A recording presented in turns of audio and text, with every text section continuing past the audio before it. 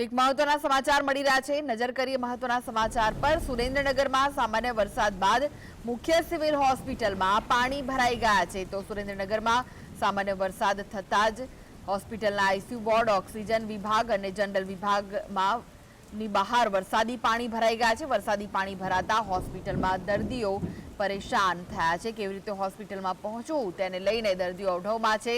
Civil હોસ્પિટલમાં વરસાદી પાણી ભરાતા જ પ્રી મોન્સૂન કામગીરી પર અનેક સવાલ ઉઠી રહ્યા છે। તો સુરેન્દ્રનગરમાં સામાન્ય વરસાદ બાદ મુખ્ય સિવિલ હોસ્પિટલમાં પાણી ભરાયા હોવાના અહેવાલ મળી રહ્યા છે। આપ દ્રશ્યોમાં જોઈ રહ્યા છો, સિવિલ હોસ્પિટલની બહાર જ પાણી ભરાયેલા જોવા મળી રહ્યા છે। આઈસીયુ વોર્ડ હોય, ઓક્સિજન વિભાગ અને જનરલ વિભાગની બહાર વરસાદી પાણી ભરાઈ ગયા છે, જેના કારણે દર્દીઓ પરેશાન છે। તો આ વિશે વધુ માહિતી માટે જોડાઈ ગયા છે સુરેન્દ્રનગરથી સંવાદદાતા ફઝલ। ફઝલ, બસ થોડો વરસાદ વરસ્યો છે અને મુખ્ય સિવિલ હોસ્પિટલની બહાર પાણી ભરાયેલા જોવા મળી રહ્યા છે। દર્દીઓને પારાવાર મુશ્કેલી વેઠવી પડી રહી છે, શું વિગતો? જી, જો ચોક્કસથી વાત કરવામાં આવે તો સુરેન્દ્રનગર શહેરી વિસ્તારમાં ગત રાત્રિ દરમિયાન 12 mm એટલે કે અડધો ઇંચ જેટલો વરસાદ વરસ્યો છે। ત્યારે સુરેન્દ્રનગરની જે મુખ્ય સિવિલ હોસ્પિટલ આવેલી છે તેના કમ્પાઉન્ડ અને આઈસીયુ વિભાગ આવેલો છે, મેડિકલ વિભાગ આવેલો છે અને ઓક્સિજન વિભાગ આવેલો છે, તેની બહાર જ તે ઢીચણ સમાણા છે તે પાણી ભરાઈ ગયા છે।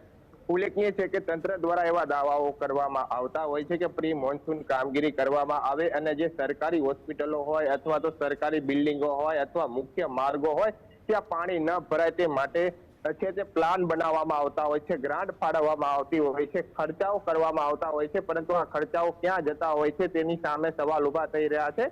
ખાસ કરીને જો વાત કરવામાં આવે તો આ છે તે સુરેન્દ્રનગરનો જે સિવિલ હોસ્પિટલનો ઓક્સિજન વિભાગ પાણી ભરાશે। દર્દીઓના સગા સ્નેહીજનોને હાલાકીનો સામનો કરવો પડી રહ્યો છે। બાજુમાં જ આઈસીયુ વિભાગ આવેલો છે, ત્યાં જે દર્દીઓ સારવાર લેતા હોય છે તેમને પણ આ દુર્ગંધ પાણીની છે તે સહન કરવી પડી રહી છે। ઉલ્લેખનીય છે કે અડધા ઇંચ જેટલા વરસાદના પગલે આ પ્રકારની છે તે પરિસ્થિતિનું છે તે નિર્માણ થયું છે।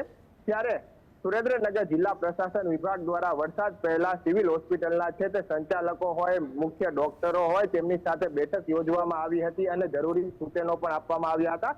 પરંતુ પ્રથમ જે 10 થી 12 મીમી વરસાદ એટલે અડધા ઇંચ જેટલા વરસાદના કારણે જે સિવિલ હોસ્પિટલની છે તે પોલ છતી થઈ ગઈ છે અને તેના મુખ્ય ગ્રાઉન્ડની અલગ અલગ જે શાખાઓ આવેલી છે ત્યાં પાણી ભરાયા હોય તેવા દ્રશ્યો ઉભા થયા છે। દર્દીઓના જે સગા સ્નેહીજનો છે તેમને પણ આ પાણીમાંથી પસાર થવા માટે પાણીના નિકાલ માટેની શું કોઈ વ્યવસ્થા નથી?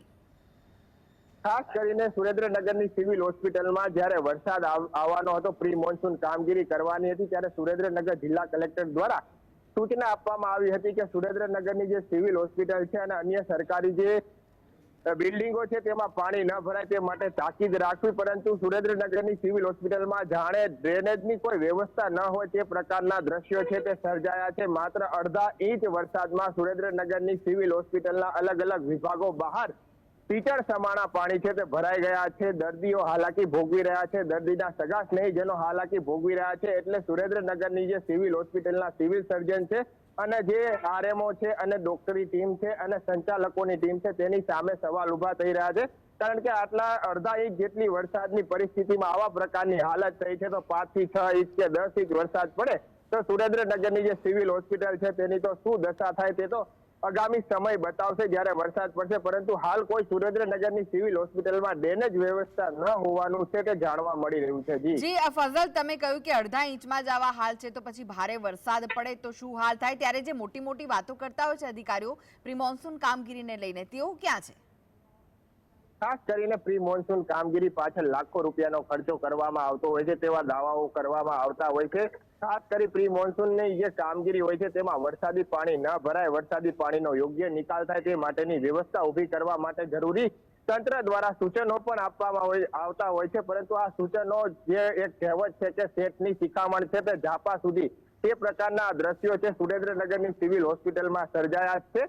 ખાસ કરીને સૂચનાઓ આપવામાં આવતી હોય છે પરંતુ અધિકારીઓની સૂચનાનો કોઈ અમલ ન થતો હોય તેવા પ્રકારના દ્રશ્યો છે તે સિવિલ હોસ્પિટલમાં છે તે સર્જાઈ જવા પામ્યા છે। માત્ર અડધા ઇંચ વરસાદમાં છે તે સુરેન્દ્રનગરની સિવિલ હોસ્પિટલના આઈસીયુ વિભાગ હોય, ઓક્સિજન વિભાગ હોય કે જનરલ વિભાગ હોય, તમામ વિભાગોની બહાર ઢીચણ સમાણા પાણી ભરાઈ ગયા છે। દર્દીઓ હાલાકી ભોગવી રહ્યા છે અને દર્દીઓના સગા સ્નેહીજનો પરંતુ હવે તો ચોક્કસથી એ પણ વાત છે કે ડોક્ટરો પણ જ્યાં હોસ્પિટલમાં અવર જવર કરી રહ્યા છે તે મુખ્ય માર્ગ ઉપર પણ પાણી ભરાઈ ગયા છે. વરસાદી પાણીનો કોઈ નિકાલ ન હોય તે પ્રકારની પરિસ્થિતિ સુરેન્દ્રનગરની સિવિલ હોસ્પિટલમાં ઊભી થઈ છે. એટલે સૂચનાઓ આપવામાં આવી રહી છે, પરંતુ તેનો અમલ ન થતો હોવાનું પ્રથમ વરસાદે જ સામે આવ્યું છે. જી જી આભાર ફઝલ સમગ્ર